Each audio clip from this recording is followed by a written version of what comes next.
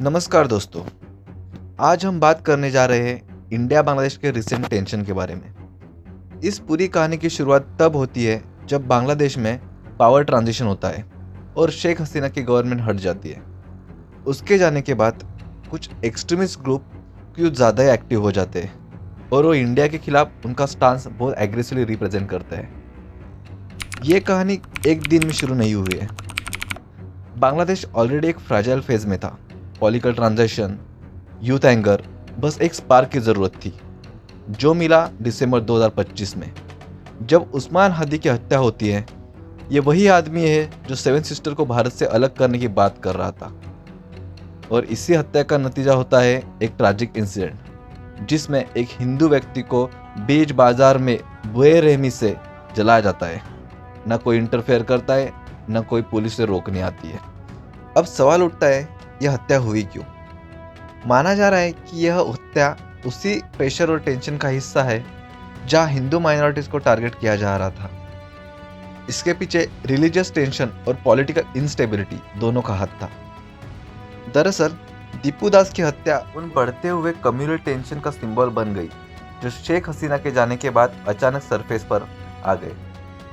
Reports के मुताबिक उस वक्त पुलिस का कोई भी स्ट्रॉन्ग इंटरवेंशन नहीं हुआ।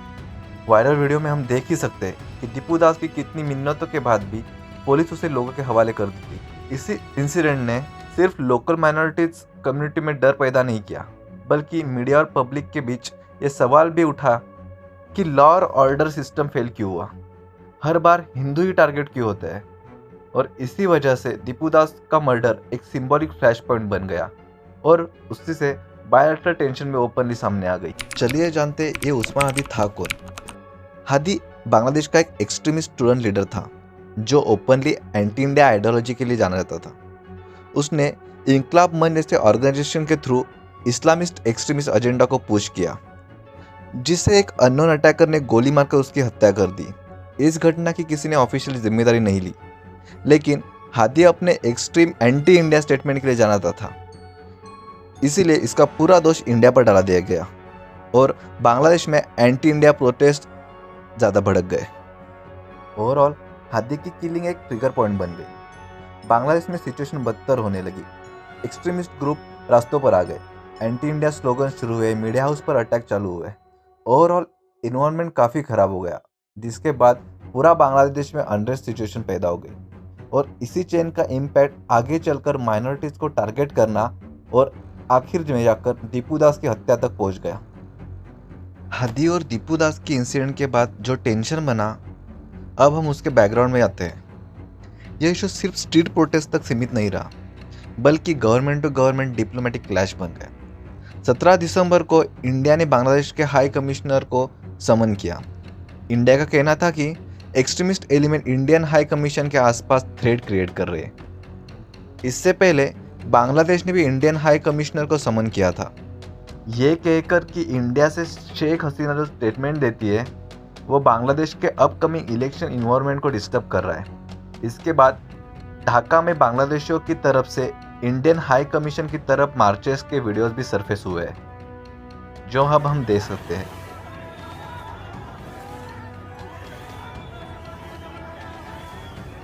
टेंशन इतना बढ़ गया कि इंडिया ने चिटागोंग कॉन्सुलेट के वीज़ा ऑपरेशन सस्पेंड कर दिए और इसी की जवाबी कार्रवाई में बांग्लादेश ने भी इंडिया में अपने वीज़ा सर्विसेज इंडेफिनाइट सस्पेंड कर दी। ये एक क्लियर मैसेज था कि अब रिलेशन हार्ड फेज में एंटर कर चुके हैं, जिसका डायरेक्ट इम्पैक्ट अब आम आदमी तक पहुंच चुका है।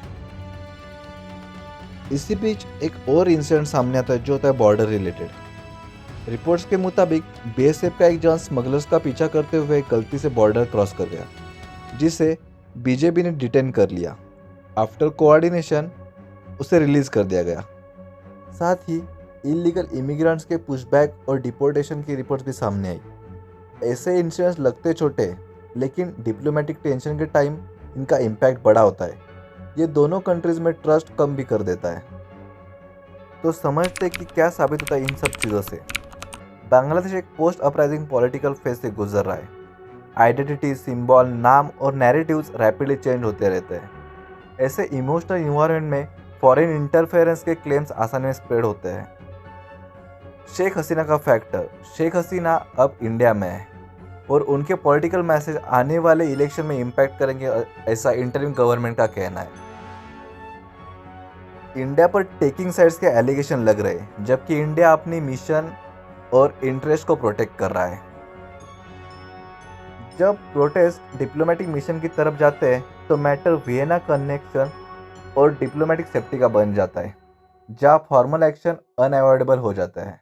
कम्युनल फ्लैशबैक, मॉब लिंचिंग जैसे इंसिडेंट इंडिया में पब्लिक प्रेशर क्रिएट करते हैं और ग्लोबली माइनॉरिटीज़ का सेफ्टी का क्वेश्चन भी अप्रेस करते हैं।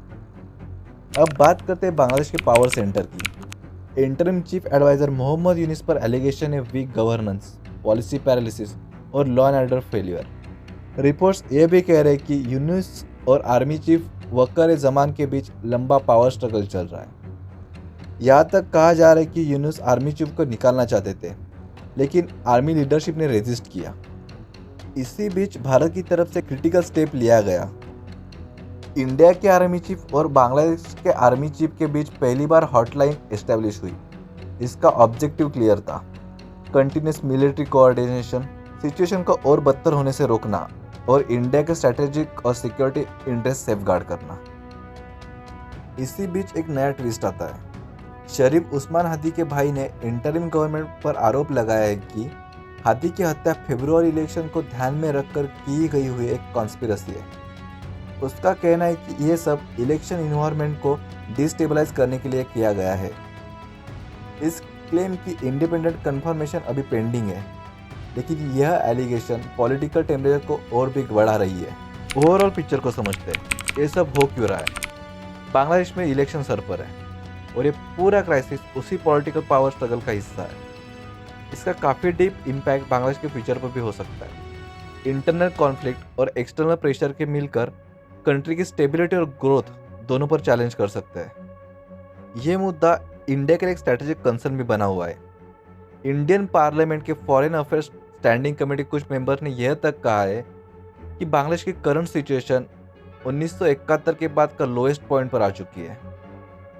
कंसर्न सिर्फ इंस्टेबिलिटी का नहीं है, बल्कि इस बात का है अगर सिचुएशन कंट्रोल से बाहर गई तो एक्सट्रीमिस्ट और anti India elements state structure पर स्ट्रॉन्ग ग्रिप बना सकते हैं। इसका डायरेक्ट इम्पैक्ट इंडिया की इंटरनल सिक्योरिटी, नॉर्थ ईस्ट और रीजनल बैलेंस पर पड़ सकता है। अब सबसे बड़े सवाल ये है, क्या बांग्लादेश एक सेकेंड मेजर अपराइजिंग की तरफ बढ़ रहा है?